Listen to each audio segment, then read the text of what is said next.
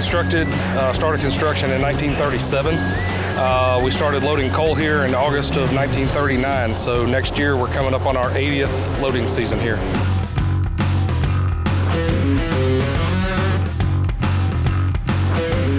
Everything on the dumper, everything for the Barney is all original to the pier. The cables are on a maintenance schedule that we handle, but it's all counterweights, cables, direct drive motors. The technology hasn't changed. Some of the infrastructure has changed. The electrical pieces that provide power to the dumper and to the Barney and to the different things have changed over the years, but the stuff you can look at visually out here, none of it's changed. This equipment was designed in the 30s. We were handling 50-ton rail cars, but it was designed to be able to handle up to a 100-ton rail car, which is what we're handling currently today. They had the forethought and the insight to be able to design a machine that was flexible and capable of handling different dimension rail cars. Our blending capability with the silos, the fact that we are a direct dump facility, we can handle coke, which is not something that some of the other facilities can handle.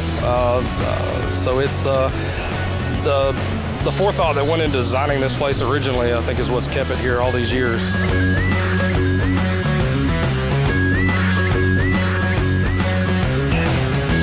Cars range anywhere from 100 to 115 tons of coal per car, and the cars weigh anywhere from about 50 to 65,000 pounds dry. So you're looking at, close to 150, 160 tons per car. We have a Rail King that brings cuts of cars up that range anywhere from 25 to 30 cars. Once they're staged, we have a number 4 pusher, runs off high voltage DC, and it actually indexes the cars forward onto a hump in the track that we service and weld there. Once it's spotted onto the stop rail there, the Barney takes over. It's cable driven. Barney takes the car, indexes it up the hill, knocks the car out of the dumper, indexes the new car into the dumper at the same time, and then the Barney returns back on a separate rail inside the pit and is down to grab the next car.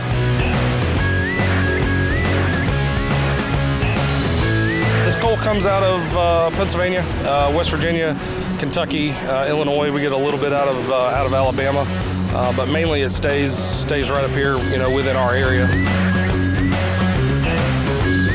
Our loads here range from about 17,000 up to 33,000 tons.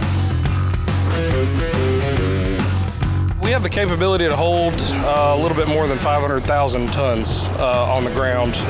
We're probably somewhere in the neighborhood of 60-65% of that right now.